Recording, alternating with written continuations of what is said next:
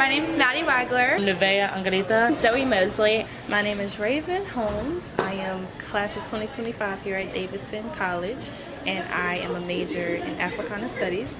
I am from New Orleans, Louisiana. I am a sophomore at Davidson studying political science and public health. I'm from upstate New York, specifically Poughkeepsie, New York. I'm originally from Sarasota, Florida, and I'm a sophomore here at Davidson studying psychology and education studies.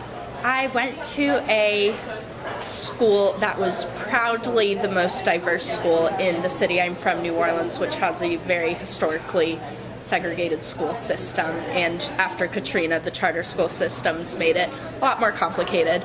But my school, diversity-wise, was not super diverse, but like I said, more diverse than my friends' schools or my sister's schools.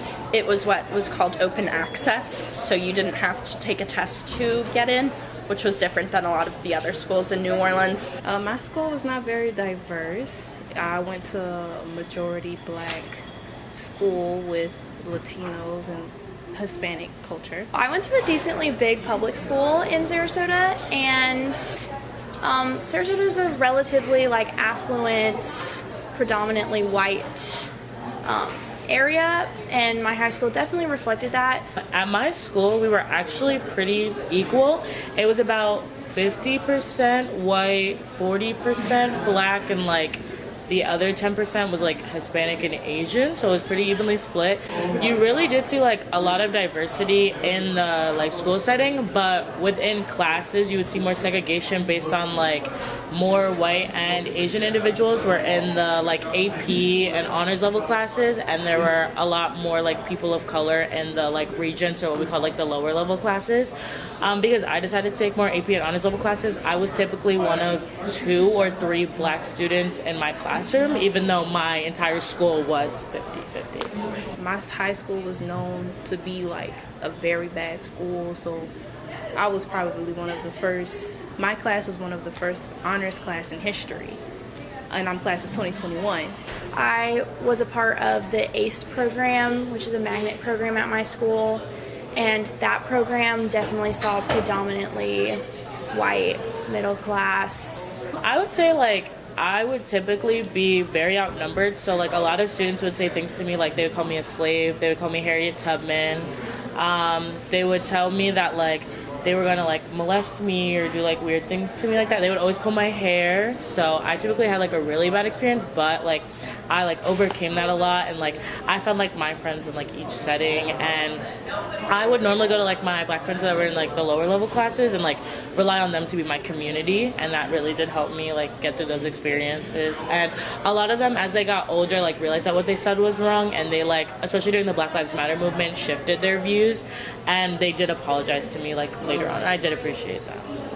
As a white woman, I think a lot of my instructors looked a lot like me, so I definitely am on the more privileged side of it, and I think I definitely have come to appreciate and understand that that's not how it works for a lot of people, so I feel I can't really speak on their behalf of that. But I think I learned more than the average person would have learned about diversity in high school because I was in a group that was different from myself and had different experiences. My classes were more diverse than any class at Davidson. The lunch table I sat in was more diverse than most grocery stores I was in at home. I think it properly represented a lot of areas of New Orleans. We were in a historically black neighborhood, so a lot of the city was very, I think, well represented and seen in the school. That taught me a lot about the city where I was from and places that I might not have seen otherwise, people I might not have met otherwise. When I first got here, my freshman year, I was just wow, what is this? From being in the class where I knew every single question, my hand was up, straight A's, my whole high school year, and then coming here, I'm whoa, I didn't know what it felt. I didn't know what it felt like to not know the answer to many things, and it took a toll on my confidence. Definitely, that was part of my culture shock, for sure. I think moving to Davidson is a very similar environment. Definitely more active in like pursuing diversity than my high school was. So just a lot more recognition and focus on that has been very insightful from being at Davidson, but I didn't particularly notice a significant difference. I think my transition to Davidson was a hard one. It was very different for me to not have to speak of minorities in a way that wasn't you guys in the room, but the people predominantly outside of the room. I think at my high school, there were experiences where students could speak on them directly in class, and I think that is lost sometimes at Davidson. That also might be the classes I'm taking, the size of the class, etc. But and I think you just get that coming to an institution like Davidson, which is small and not as many students have access to it. I also think it meant the way certain things were framed was very different from high school. I remember last year, one of my professors brought up Black Lives Matter, and a student raised their hand and said, like, oh, when we found out the police were bad, I was like, psh. That was so different from what I had heard at home, since at home, like, it was just always taught that there was racism in systems, and I think that was a recognition that I guess I was able to have and taught earlier in life than the opportunities some people might have had diversity-wise here at Davidson. Because my school is a charter, my high school is a charter school, they intentionally put teachers who were inexperienced or into my school, and I really think that should change. I think, like, instead of having like the professional teachers in the private institutions, I really think they should be spread out, just to give the kids a fair shot, I think. Of course, within like the school itself, there should be diversity, but specifically incorporating more minority individuals into higher level classes and giving them like the equal opportunities to participate. Similarly for me, like, why would I want to go to an AP class if I know I'm going to be the only black one in the room? Like, I did it anyway, but a lot of students can be like discouraged from doing that if they think that they're going to have the similar treatment that I got. So I always am for like getting them involved, not just in like classes and making sure they graduate, but making sure they're actually like surpassing the bare minimum and being able to participate in like all the opportunities available to them and resources.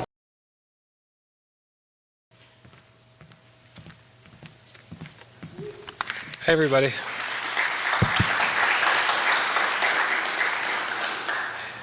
Welcome and thank you so much for coming tonight to this very important conversation. I'm Doug Hicks, our president here at Davidson. For those of you who are visiting campus, please let me say welcome and thank you for being a part of tonight. We're honored to host this conversation, and we appreciate a whole set of organizations that came together to make tonight possible. The Center for Racial Equity in Education, or CREED, the Educational Studies Department here at Davidson, the College Crisis Initiative, or C2I, and the Center for Civic Engagement. Thank you for facilitating these interactions and dialogues we'll have. Around the same time that Charlotte-Mecklenburg schools were being desegregated in the mid to late 60s and into the early 70s, Davidson was having its first black graduate and first black faculty member. It's not that long ago. It's in my lifetime. When I was a faculty member at Richmond in Virginia for 14 years, the course I taught most often was called Justice and Civil Society.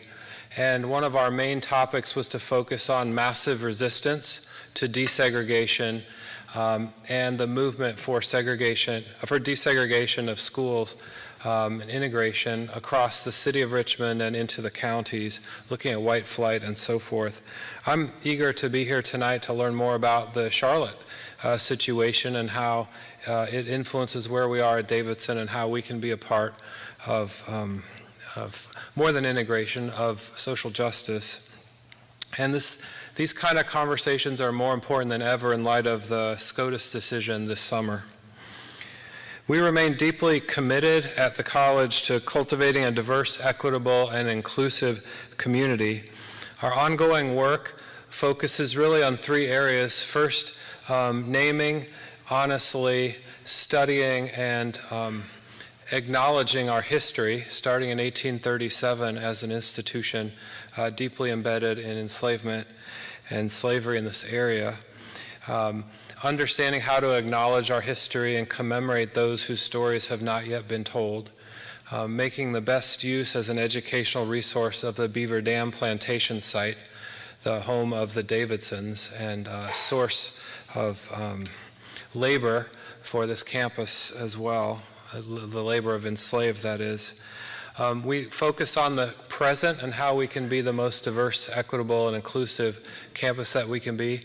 And we focus finally on the future and how we as a community can do better and do more in the future, and how we can prepare educators in the broadest sense and public school educators specifically for the world. Let's make no mistake, the work of ensuring a welcoming, inclusive, and equitable campus is never finished. We have a lot of work to do together. Fostering the type of environment where people can reach their full potential is what we want to work on. And what a gift it is tonight to have these three experts in education come to talk to us about their areas of importance and to talk about their topic of desegregation and resegregation of schools. Thank you, Dr. Haley, Dr. Giersch, and Dr. Taylor Bullock for sharing your insights with us this evening.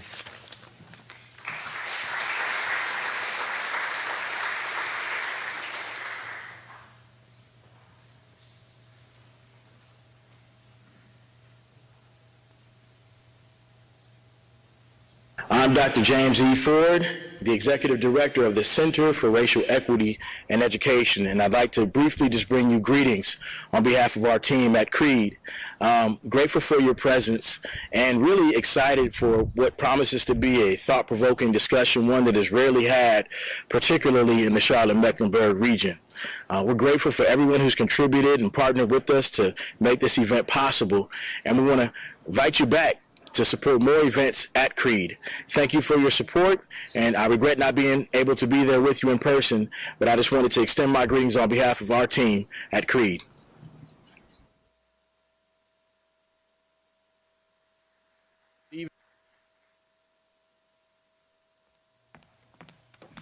Good evening. My name is Nina Worley, and I'm a sophomore educational studies major at Davidson, and also the educational policy intern at the Center for Racial Equity and Education. Creed began hosting education policy chats to spark discussion about important issues and perspectives that are rarely highlighted. Tonight's topic is no exception. American schools have rapidly resegregated in recent years, but most people are unaware that schools are more segregated today than they were in the 1970s. And our county is no different. Dr. Jason Giersch is an associate professor in the Department of Political Science and Public Administration at the University of North Carolina at Charlotte. He is also the associate director of Charlotte's PhD program in public policy. Dr. Giersch's research investigates contemporary questions concerning educational policy in the United States, particularly regarding high-stakes testing, school choice, teacher quality, and school segregation. Dr. Chantal Haley is an assistant professor in the Department of Sociology and at the University of Texas at Austin. Her research is at the intersections of race and ethnicity, stratification, urban sociology, education, and criminology. She is particularly interested in how micro-decision-making contributes to larger macro segregation and stratification patterns, and how racism creates, sustains, and exacerbates racial, educational, and socioeconomic inequality. Dr. Rhonda Taylor Bullock is the co-founder and lead curator of We Are, which stands for Working to Extend Anti-Racist Education. She earned her doctorate at UNC Chapel Hill in the Policy, Leadership, and School Improvement program. Her research interests are critical race theory, whiteness studies, white children's racial identity construction, and anti-racism. We thank them all for being here tonight and look forward to a meaningful conversation.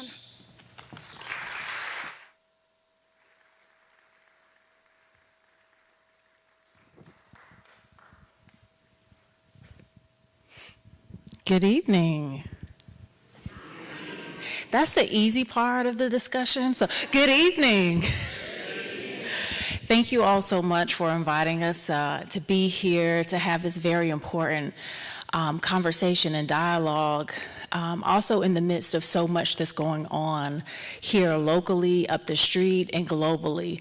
So all of these ideas and thoughts and moments are intersecting, right? And so we definitely want to hold space for all of the unrest that's going on as we begin to hop into this conversation.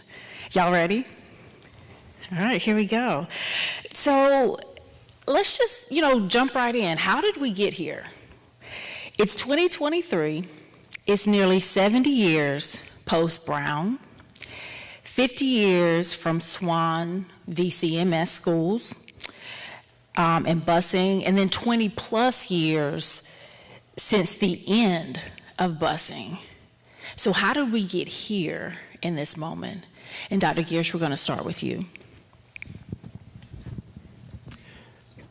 It works. First of all, thank you, Davidson, for having us here. Thank you, Creed, and everyone involved in putting this on. It's really an honor to be here, to be part of this conversation. So the question of how did we get to this place, there's a lot of different parts to that question, and I think you've hit upon some of the key turning points as far as court cases in terms of Brown versus Board of Education in ending segregation by law, which then opened up a period of de facto segregation, which could be combated by busing, but then that was ended by a court case as well. And so how we are here in this situation in CMS, Charlotte-Mecklenburg Schools, has to do with those cases, but it also has to do with changes in population as more people moved into Charlotte and the Mecklenburg community who hadn't been around for those conversations that resulted in a successful busing program. So as the population grew and moved beyond the borders of the city, the politics of things changed. And then, of course, it was a court decision that really changed things.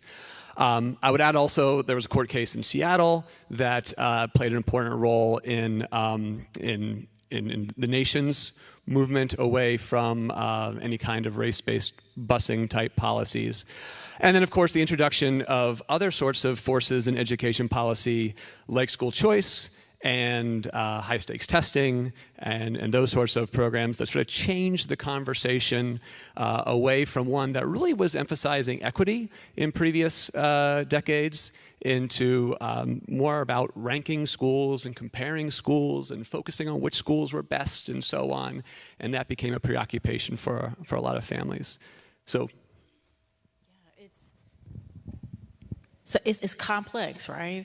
So it's not just a single event or a single occurrence that happened. It's a multiplication or the multiplicative effect of several policies and movements happening in the city.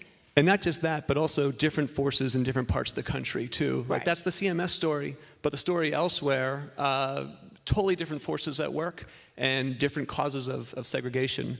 I grew up in the Philadelphia area, and I attended schools that were pretty segregated. I didn't realize they were segregated at the time, but the districts there are much smaller, and that makes it really hard to create integrated schools, even if a district wants to. Right. And Dr. Haley, what would you like to add to that? Yeah, so I think you've covered you've given us a great basis of kind of understanding the history of these cases. And just a couple of points that I want to kind of emphasize through that is that when these court-ordered desegregation processes were lifted, what actually happened nationally is that schools begin to resegregate in those same communities to the same level or even at higher levels than what they were when they actually originally received the desegregation court orders. And so I think that's really important for us to understand even in these shifts in policies.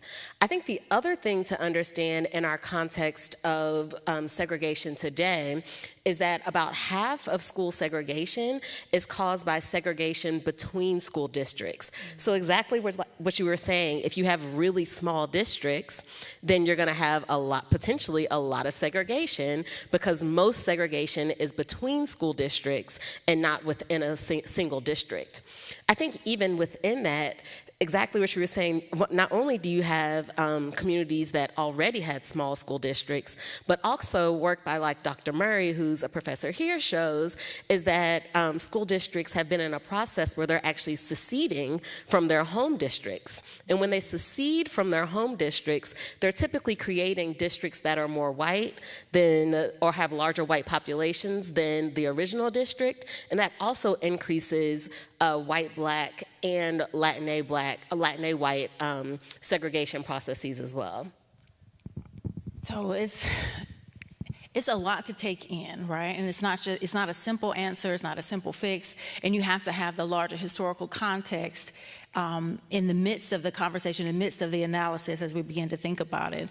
Dr. Haley, we'll start with you this time. So then, what's the impact? What's the impact of resegregation on students, on schools, on the communities? Like, why is this important for us to be talking about? Yeah, so I think typically when we start this conversation on what's the impact, especially in an ed policy context, we go automatically to the impact on academics. And absolutely, research has shown that communities that have higher levels of racial segregation, you have higher levels of racial disparities in students' performance on standardized tests, and you also have higher levels of racial disparities in graduation rates and in things such as health. But I just want to add a bunch of nuances to that conversation. One, the main mechanism by which we see the impacts of racial segregation is via segregations or races' association with economics and with power. And so to break down what I mean by that is that the mechanism by which, during our original desegregation plans, the mechanisms by which black students had higher outcomes when they attended white schools was not just because they attended school next to a white student, it's because they had access to more resources in that school.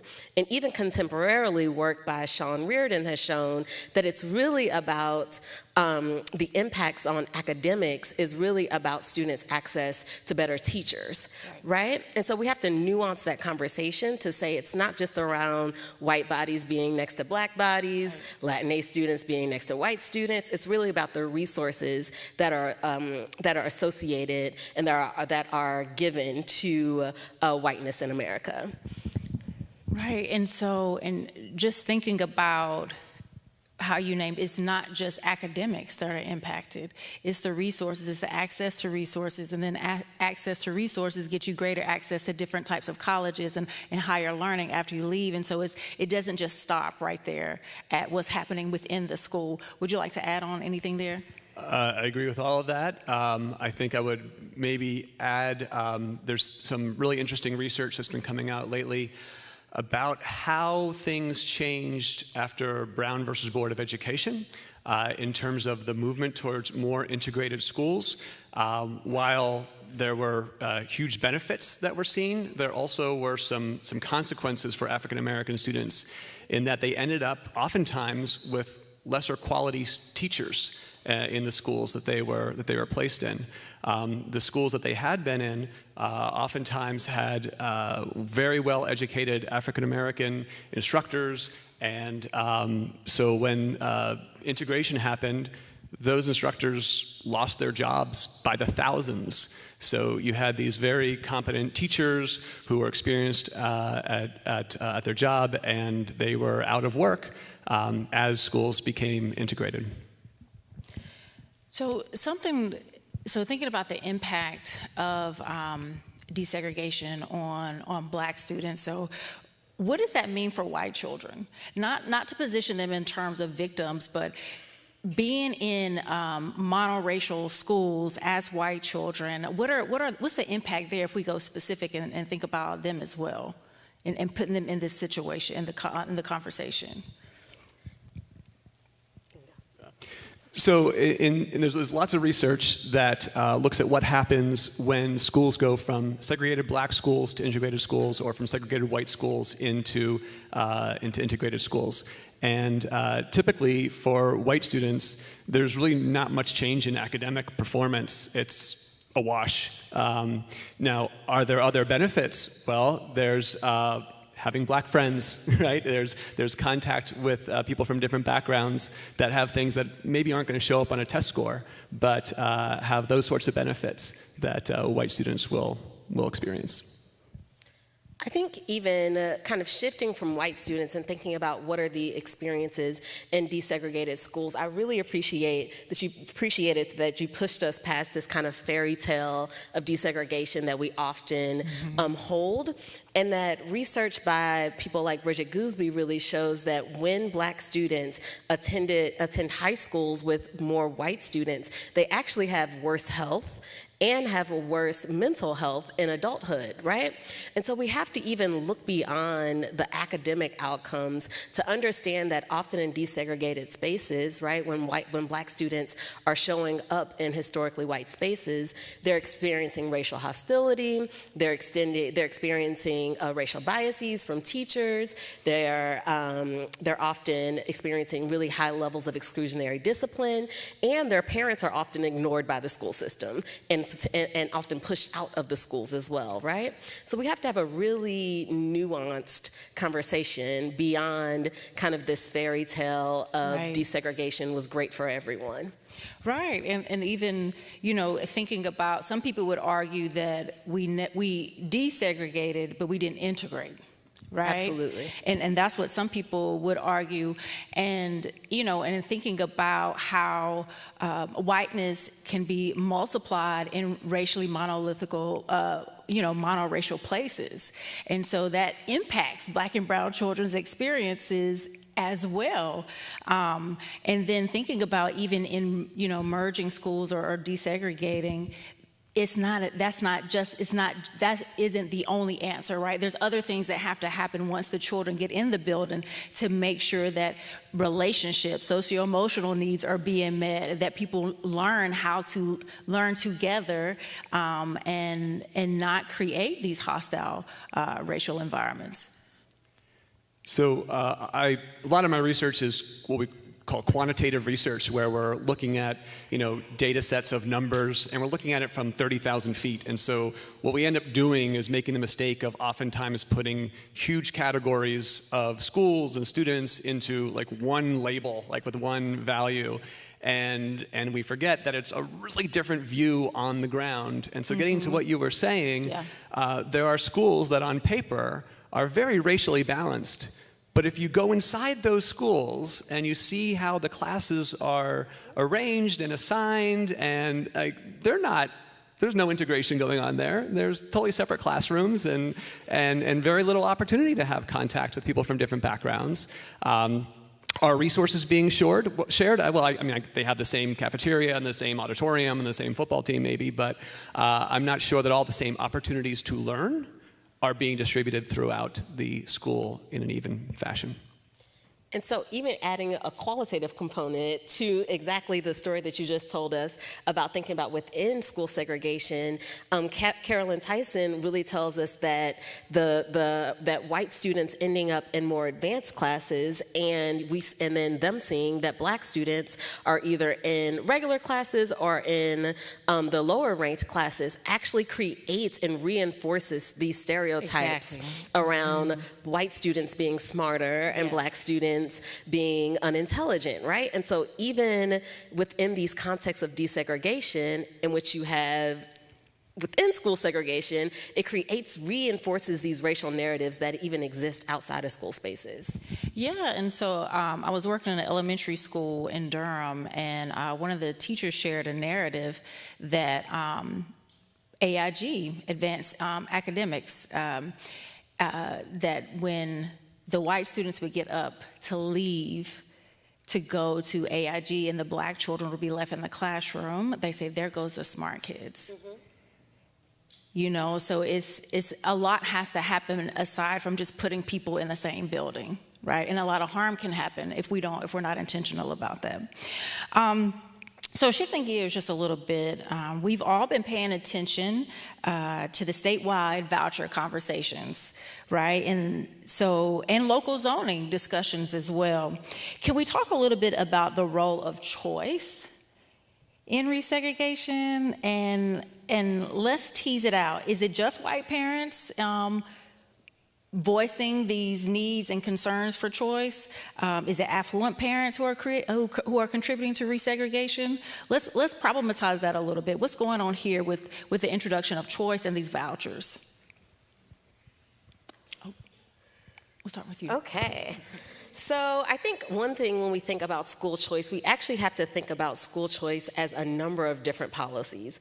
Often when you say school choice, depending on your local context, you think of something very different, right? In Charlotte-Mecklenburg, we might be thinking about busing. In North Carolina, we might be thinking about private school vouchers. In other contexts, you might be thinking about charter schools or magnet schools, or a lot of my work is focused on New York City, which is an open enrollment school district for high school, right? So we have to actually think about that there are multiple forms of things that have grown exponentially in the past 30 years that are called school choice, right? And theoretically, if a person, as we talked about earlier, a lot of what causes school segregation is residential segregation. So theoretically, in school choice, then you're not tied to your racially segregated schools.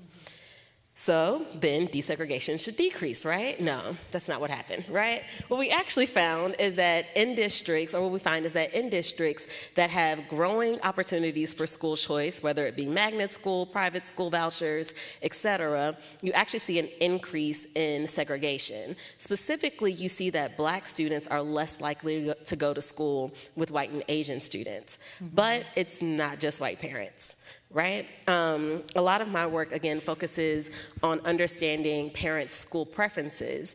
And what I do in this context is both look at the schools that students apply to and do experiments where I give families schools with randomized characteristics, including graduation rates and student outcomes and safety ratings, et cetera. And I say, what do you think about this school? Would you want to attend this school? And that's a way for us to understand how race affects family school preferences. So absolutely, we see that white parents are less likely to prefer to go to school with white students, Latinx students, and sometimes Asian students. But Asian families are also less likely to prefer to go to school with Black and Latinx students. Latinx families also prefer not to go to school with Black families. But even in that context, again, the nuance, we have to understand that white families' aversion to attending school with Black and Latinx students is about 2 times Latinx and Black students' aversion to attending school with majority white students, right? And so absolutely, white parents are pushing for this, but it's not just white parents. It's not just affluent parents. In these kind of school choice experiments, we see that both affluent and non-affluent white parents both push for not attending school with Black and Latinx students. And even work that Brittany Murray and I have recently done in the context of COVID, we see that both conservative and liberal white parents also have strong aversion to not going to school with Black, Latinx, and Asian students, right? So we try to make this whole conversation around white, affluent, conservative families push to get out of school systems with Black students. But it's way more nuanced. White Asian families are also pushing to not attend school with Black and Latinx students. Latinx families are also fleeing their public schools for private schools when they're assigned to Black schools. It's not just the affluent, and it's not just conservatives. Anti-Blackness is real. Anti-Blackness is actually what undergirds the connection between school choice and racial segregation. It's real, and I don't know how that hit you all, but that hurt. Like I'm hearing you say one right after the other, and I was like, wow, like that's deep, because that's me, that's my children, that's some of you all, that's some of your kids. Like it's not just a statistic. There are names and faces and emotions and connections to those people that our society has developed an aversion to being with people who look like me. And that's heavy. I appreciate you sharing that. Anything you want to add? I agree with all that. There's been, experimental studies like this that are, showing that there's a sort of a sweet spot of different social contexts that schools that different families are looking for. And so choice opens up the door for people to pursue those preferences, right? When families are making a choice about education, they're looking at it as a private good, right? Something that is like for their child, for them. That's different from looking at education as a public good, which of course it also is as well. So when policymakers are talking about school assignment, they're looking at it from a different kind of perspective as to what it is.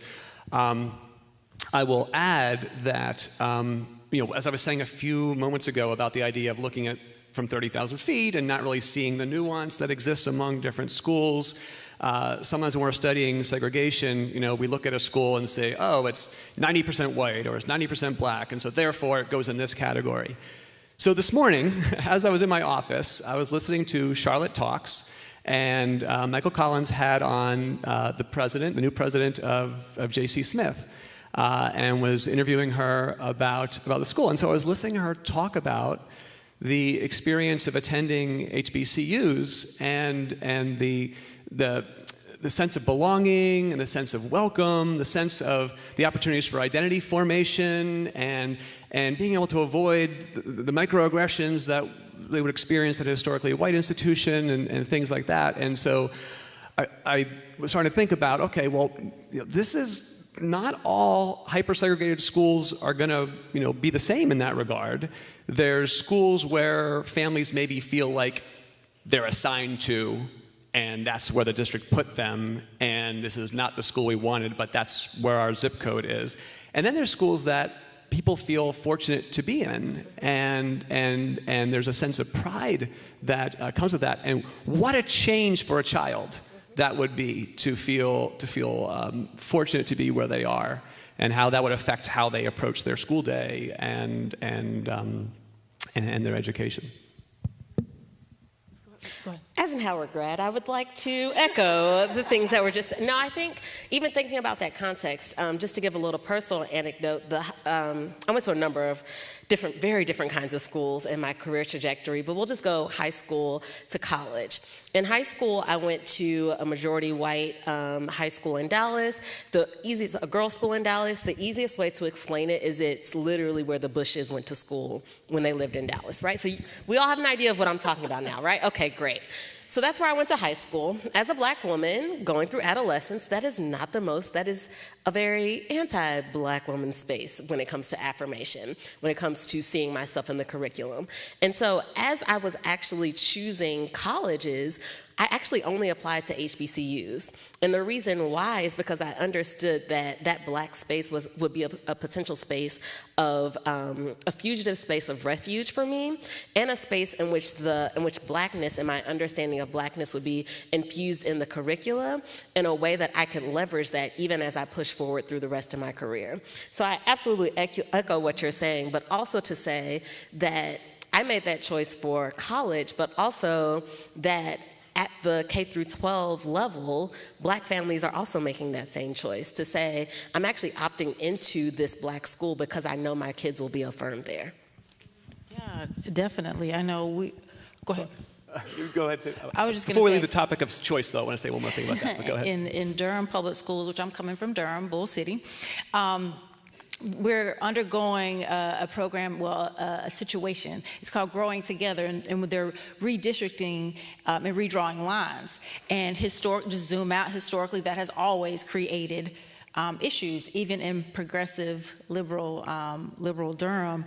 And so, many people, even black families, can choose more high performing or schools where the white population might be higher, but many parents are choosing to keep their kids in the school that they're districted for, because they know how affirmed they will feel, and the teachers are more likely to look like them, even in the schools where they have the higher percentage of Black and brown kids. And I say that from personal experiences. That's what my husband and I did with our kids.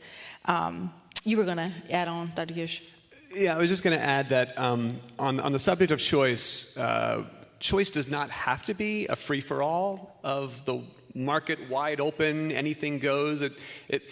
Yes, when we bring in vouchers, we're opening the door to that possibility, but choice can be done in ways that can address the kind of concerns that we're talking about with segregation. So maybe something like weighted lotteries that would make it more likely that a charter school would be more similar to its surrounding demographics. Or I believe in Washington, D.C., it's all one lottery for all the charters and the school district schools. They're all in one lottery together. So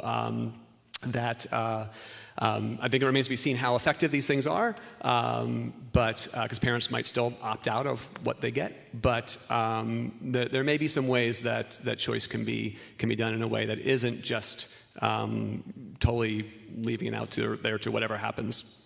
Yeah, and then even in thinking about choice, as someone who does critical race theory work and critical whiteness work and looking at policies, it's like, whose choice? Who gets a choice? It's not an equitable choice, right? Because some of these places that are options don't provide transportation, they don't provide lunches, they may not provide access to education for kids who have learning disabilities. And so is it a choice for them, right? Who is it a choice for? And so we have to ask those questions when we throw out these ideas of choices and vouchers, because it's not choices for whom. Those are the questions that we have to ask. So we've problematized the issues. We talked about the nuance. What's the solutions here? What's the solutions, and what will it take so that 20 years from now we're not having this exact same conversation? Or do you think maybe it's too late? Maybe we've missed that window of opportunity for change, and that this is what the future is, these resegregated schools. We'll start with you, Dr. Gish. I don't think it's too late. I think it might be too late for some of the solutions that we've pursued in the past, especially ones at the district level. If we're looking to school districts as they are now to solve this, that looks bleak to me. Because as was mentioned before, most of this segregation happens along district lines. So a district only has control of what's inside of its district, so it can't deal with that. So I think we have to sort of get beyond the idea of school districts can solve this themselves. But school districts can draw their lines, and we could consolidate districts. Just up I-85, we have a county that has 3 separate school districts within its boundaries, and it's been a point of research for people who study segregation in schools. But looking beyond that, I think we need to address housing policy, which people don't usually think of education policy while they're talking housing policy, but that we're only going to get so far unless we address segregated neighborhoods. So that's got to be part of the solution. I had a few more ideas too, but they're escaping me right now, so why don't you go? I have a practical thought first. One, we often look to the shifts that are happening in our state legislators, or the shifts or the banning of race-based admissions, and say we've missed our moment. But there's actually something very practical that says we haven't missed our moment. The Federal Department of Education actually just pushed to get $100 million for desegregation programs in the United States. The fact that they would push for that says that we haven't missed our moment. They were not given $100 million. They were given $12 million. But the fact that our current National Senate gave them $12 million to focus on desegregation plans across the United States says that we haven't missed our political moment. There's still some political will there to make things happen. But I do think that we have an opportunity in this moment. And the opportunity that we have is to actually rethink our conversation on segregation, right? And rethink our solutions on segregation. Our solution on segregation before, our solution really towards racial inequality in education, which was the larger problem, was to move people around. Right. But in that conversation, we didn't address the underlying issue. And the underlying issue for why Black people, one, couldn't be educated when they were first in the United States, their education was barred as enslaved people. Two, as we think about the actual segregation, original segregation of schools. Three, as we think about the allocation of funding across these school spaces, what undergirded that was white supremacy and racial capitalism, the tie between economics, the understanding of economics and racism in America. And so I think as we're having these conversations to move forward, we actually have to center that. But that gives us a wider opportunity beyond the education sector.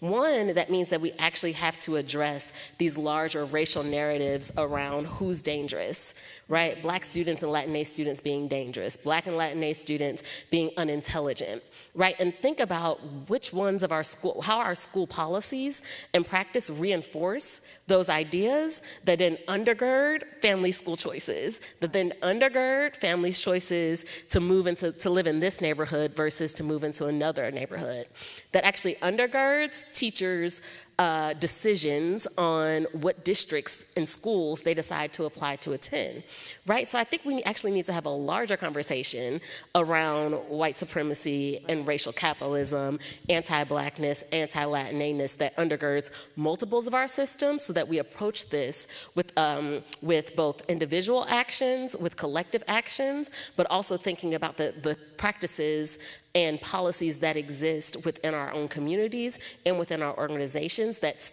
actually undergird this whole process of segregation. We actually need to hit that on the nail instead of walking around it.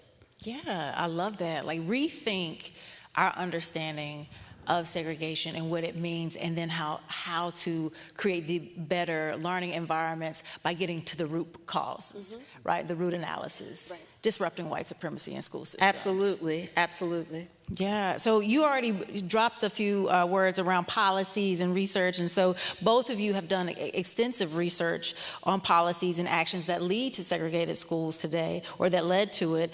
Is there anything in your research that surprised you, troubled you, or made you hopeful? We'll go back, start with you first, and then we'll go to you, Dr. Gish. Yeah, I think I'll just go with hope. A little bit I'll go with cautious optimism.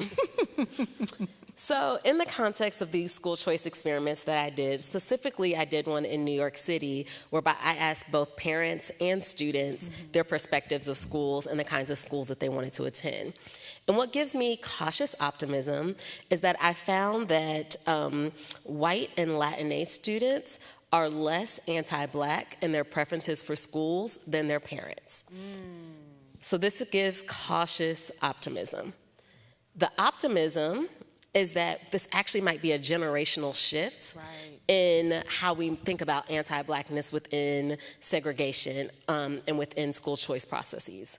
The caution is that these are still teenagers. These are 13 and 14-year-olds, and that what I'm seeing is actually about their current status as students, and that as they shift into adulthood and as they themselves are choosing spaces for their kids, they may actually reflect the same kinds of preferences that their parents have. So that gives me a sense of optimism if we're seeing this generational shift, but caution in that once they become parents, they may actually reinforce the same patterns that their parents are expressing now. That is interesting and something for us to think about, too. Thank you for sharing. Dr. Gish. So surprised, troubled, and hopeful, right? Okay. Yeah. All right. I'm gonna try to do all three if I can. All right. So surprised. I mentioned before that I grew up in Pennsylvania, and like growing up there, we learned about school segregation and desegregation as mostly a Southern problem and not one that we had in the North. And so when I moved to North Carolina, two things caught me off guard. One, how comfortable people were talking about race in North Carolina. I had not experienced that growing up. And the second thing was how much more segregation there is where I was coming from than where I was moving to.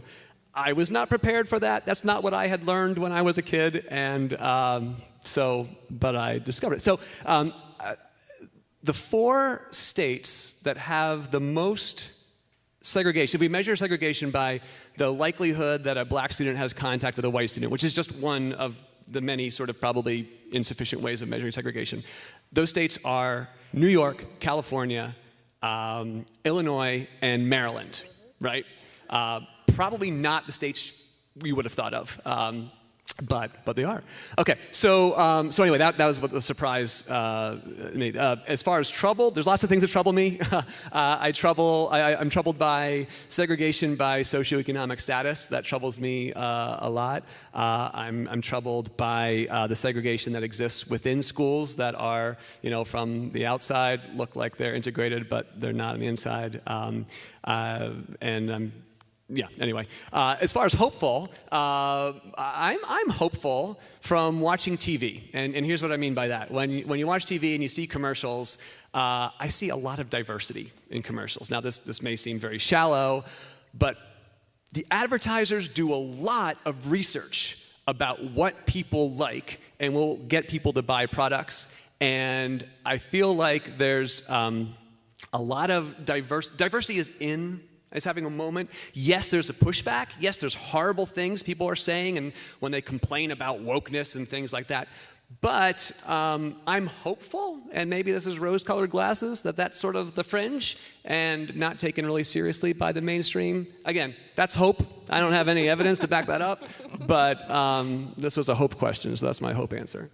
Yeah, so I'm going to pose one more question to our panel, and then you all start thinking about what questions you would like to ask. I believe you all are given cards, or you will be given cards to write down your questions, so go ahead and be thinking of those. But I have one last one before we open it up to the audience.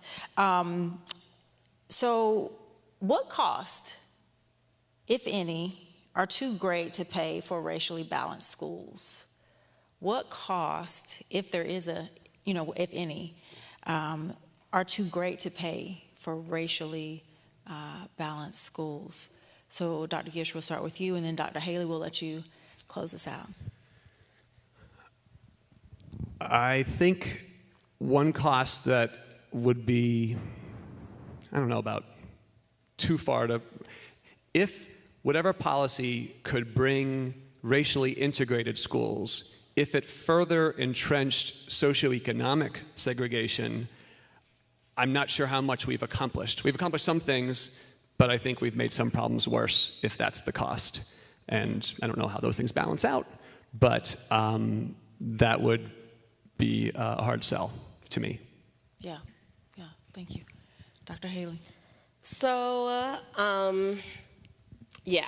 So I think I was going to give my own thoughts on this, but what I decided to actually do was there is an article that I read a few years ago that was written in 1935 by W. Du Bois. It was called, "Does the Negro Need Separate Schools?" And what I actually think is a better thing for me to do versus give my own thoughts on this is to actually hearken back to this century-old wisdom that he gave us as he grappled with the same question, looking in 1935 and looking towards things like Brown v. Board or whatever was going to happen, and asking, what is the cost for black students?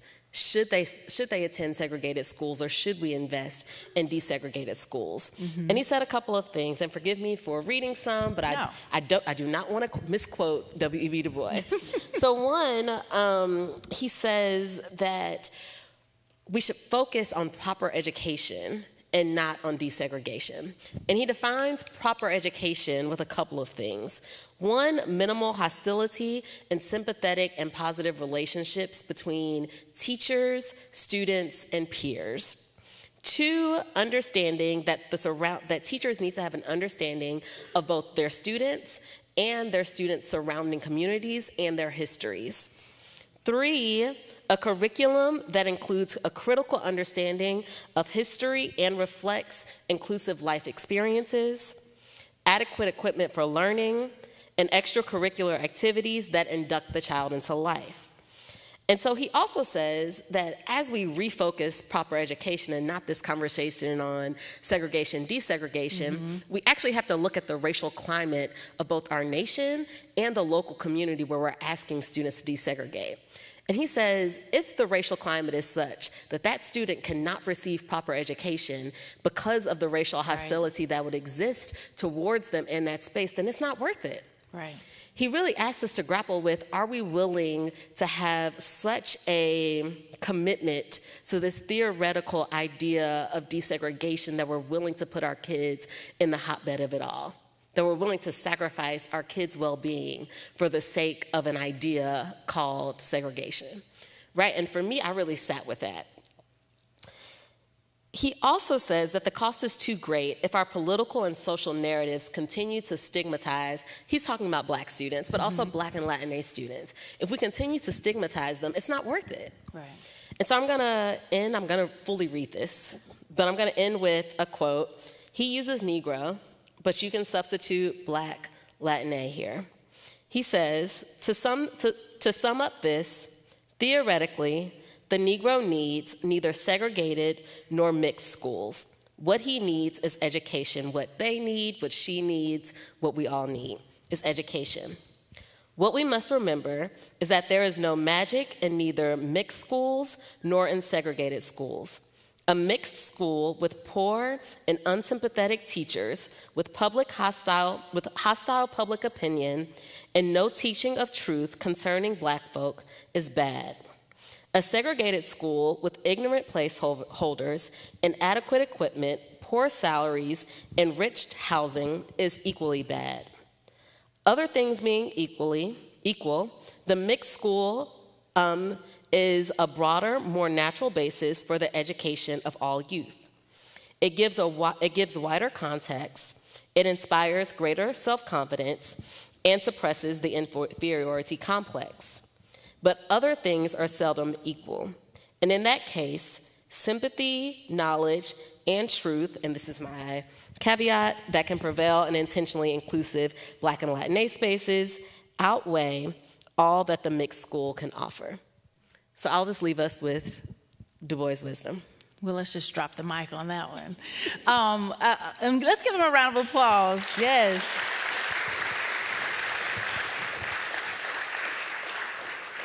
And I have to say this, like Dr. Haley, we're best friends now because one of my presentations during my PhD program, I began and ended my presentation with that quote, and the title of my presentation was, "If not brown, then Plessy." Wow.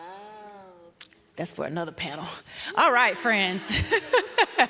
All right, friends. We want to hear your questions. Please write them down legibly, if possible. I used to teach high school, so I can read different levels of script.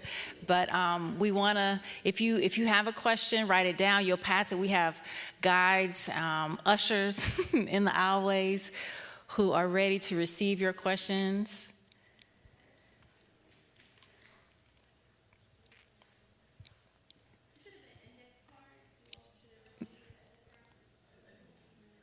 If you need an index card, will you raise your hand?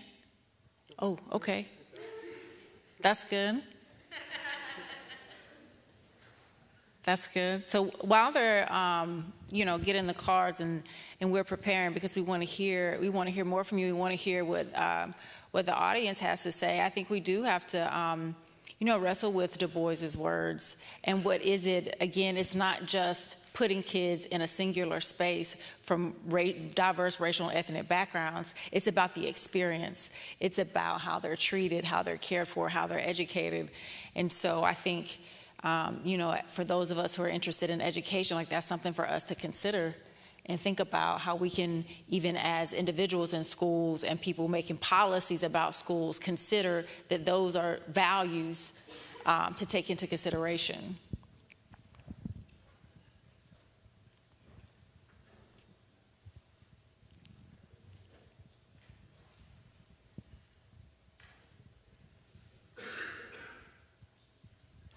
Lots of hands. And so while they're getting ready, is there anything else that you sometimes when you're on a panel, you give an answer, and then when you go home, on your ride home, you're thinking about, I should have said this. I wish I had the opportunity to add this onto my comment. Is there anything, let's start with you, Dr. Haley, that you might want to add while we're waiting to get those comments to come in? Yeah, I actually wanted to give everybody a resource that might be interesting to you, no matter what city you live in, as you try to grapple with understandings of segregation and school choice. The Urban Institute has a tool called the Segregation Index tool, where you're able to look at your local community and see both which schools and which school sector most contributes to segregation in your local community. So I looked up Charlotte-Mecklenburg elementary schools, and I found that traditional public schools contribute 64% to segregation. Private schools contribute 11%, charter schools 11%, magnet schools 14%, and that I don't know these schools, so I'm just going to say the school names. If you attended there, I have no idea. Right, but the schools that contribute the highest level, the largest amount to segregation, which is each is at about 2%, are Elizabeth Lane, Elon Park, Polo Ridge, and Providence Spring elementary schools. So you're able to see the context of both potentially where your school, right, because this is covering multiple sectors of schools, how your particular school contributes to segregation, and actually understand the segregation context of your local community. Wow, I need to make sure I write that down as well. Thank you so much. It is the Urban Institute Segregation Index tool. Dr. Gish, anything that you would like to add? Oh, no, I'll think of those things as I'm driving home this evening. Not quite yet. It's okay. And if we have some questions ready, yeah, I see Jerry coming up.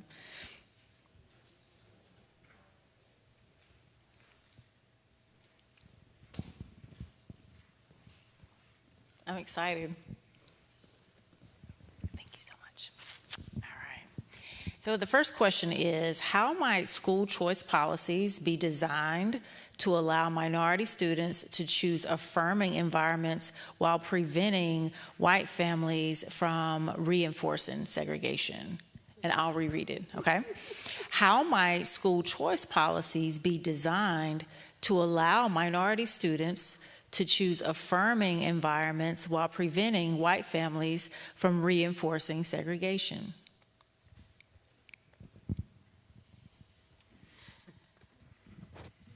Thank you for the impossible question. Take it away. No, I think it's an impossible question, right? So like Janelle Scott, when she talks about this and talks about school choice, she says, in particular with the charter school movement, is that you have strange bedfellows, right? Mm-hmm. In the charter school movement, you had both black families pushing to create Afrocentric spaces via charter schools, but you also had white families pushing to escape the local school system via charter schools.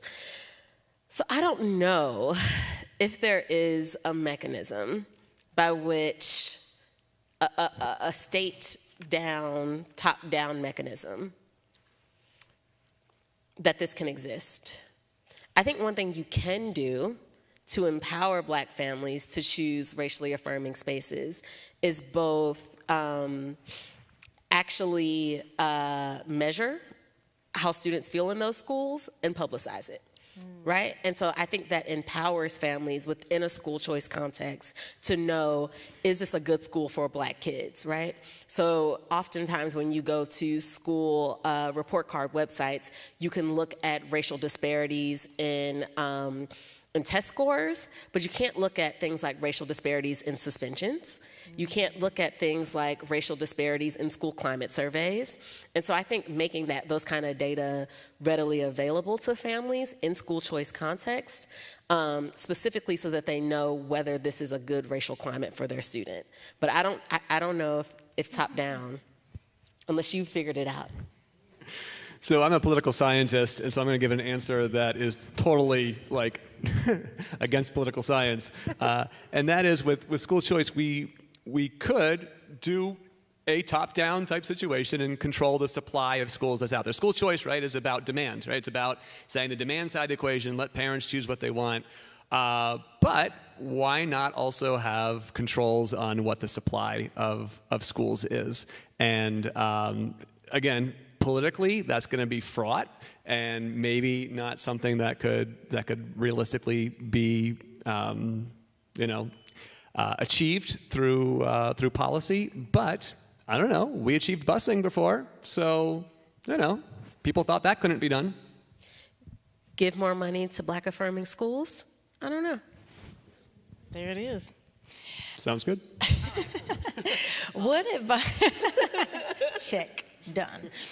What advice would you give to a school board member that serves a majority of Black and brown students? What advice would you give to a school board member? Could you read the question again? Is it the district serves majority or their part? Just read the question again. What advice would you give to a school board member that serves a majority of Black and brown students? The district. Mm-hmm. So this is one of the difficulties with district-based solutions, that there are districts out there that are not diverse. And so to try to create some kind of integrated school system when the population isn't there is challenging. So what you can't create a population where there is none. So what would you do? I think the previous question maybe gives us a clue to what the answer is, and that is to take the schools that you have and make sure that they are affirming environments. Don't just take the state curriculum. Don't just focus on what the standardized tests are at the end of the year, but make sure that you are hiring teachers and training teachers and creating an environment where those students feel special. Those are all the things I wrote down. I think also be very intentional about hiring Black and Latina teachers in particular, because there's work by Constance Lindsay that shows that when Black students have Black teachers, they often perform better in class, they're less likely to be suspended, right? And so there are a number of protective factors that exist. I'm just going to speak to you because I think it's your question, right? Protective factors that exist specifically around hiring Black and Latina students. I would say also expose them to an array of different college spaces. I think one of the things that my sister-in-law, she's from Wisconsin, one of the things that she told me is that it wasn't until she moved to the South that she even knew what a HBCU was, right? And she was like, I would have chosen that had someone told me.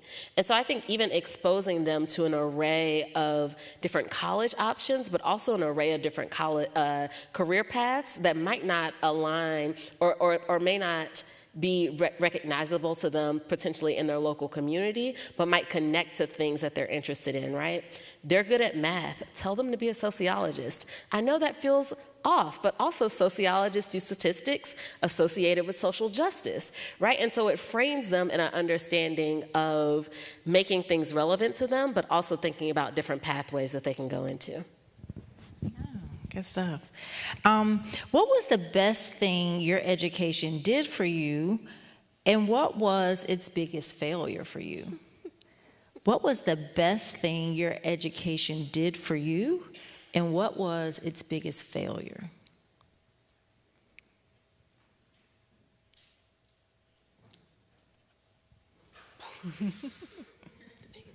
This is harder than the last one, I think. The biggest failure, go ahead. No, go please. The biggest failure is difficult. I don't know about the biggest failure. I would say the best thing that my education did for me was tell me that my understanding of the world was relevant and was knowledge and should be treated as such. right? Because that empowered me. Like I said, I went to a girls' high school, I went to a black college, and then I went to grad school after that. And then now I'm a professor at University of Texas, right? Where there's 4% black faculty members. And so having the knowledge from high school that my perspective as a woman matters meant that I spoke up in college.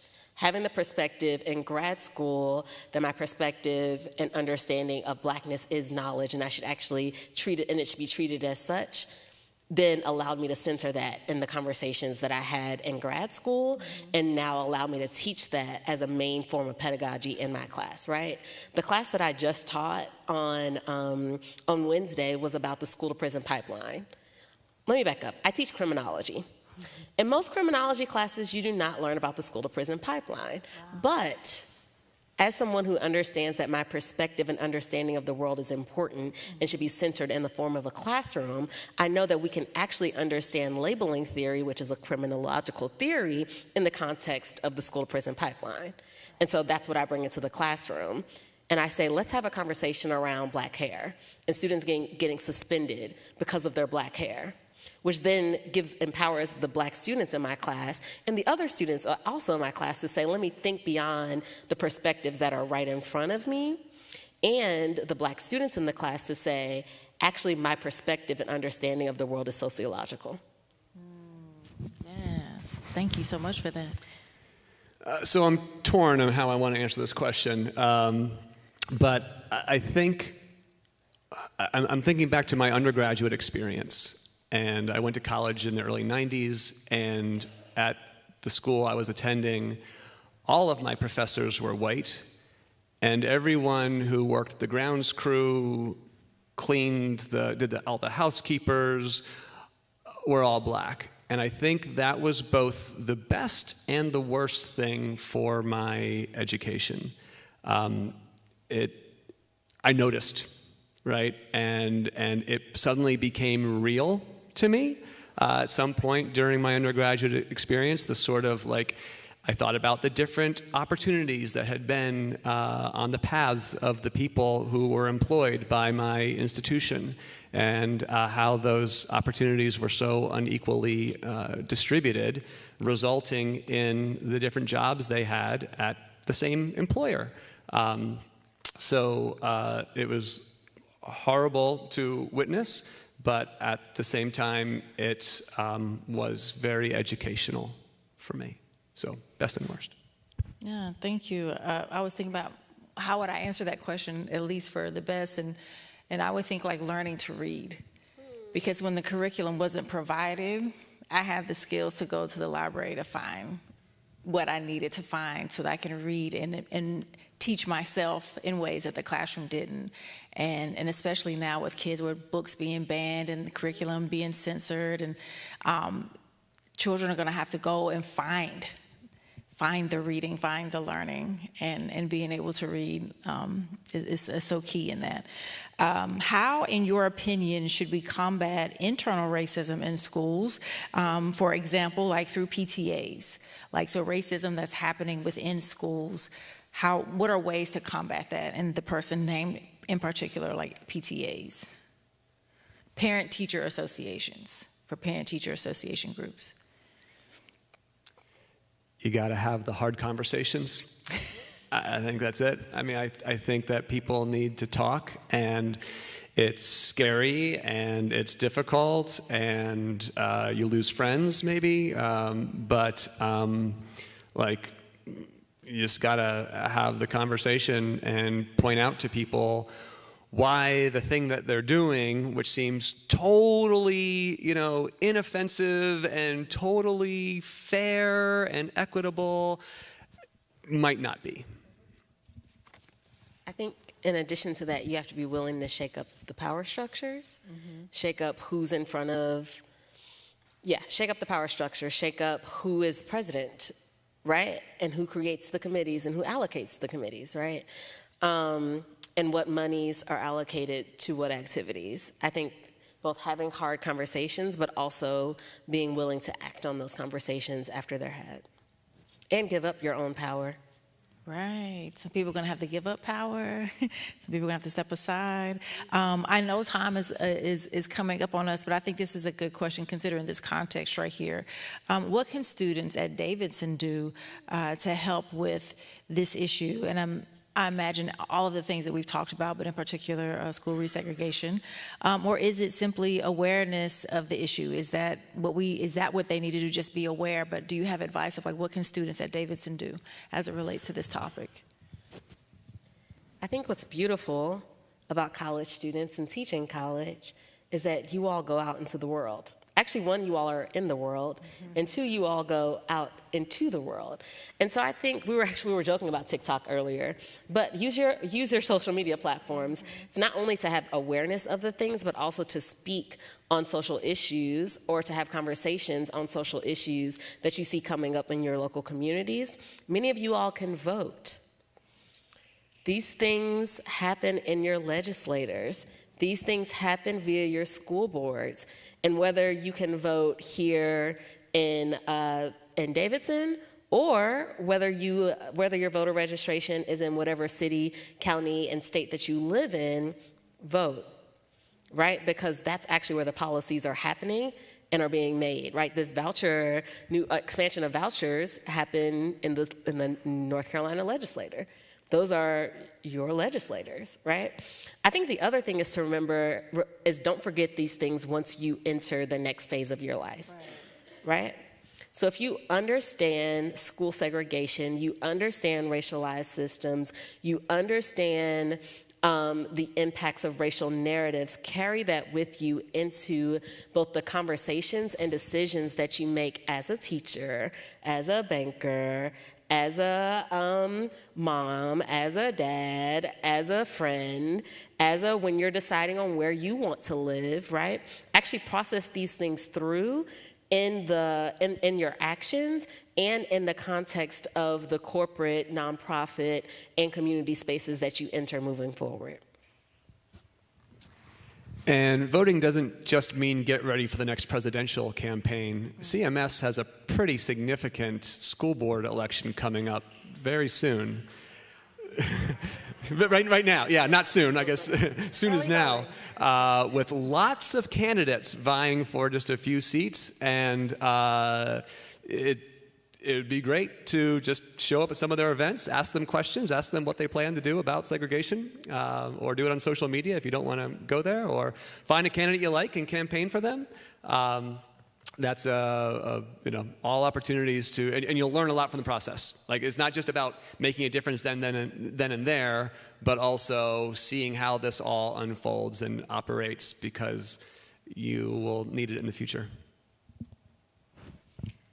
Let's give our panel a round of applause.